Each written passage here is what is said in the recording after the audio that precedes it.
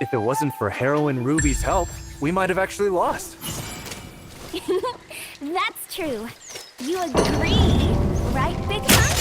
Seeing the two of you working together, I have indeed learned quite a bit.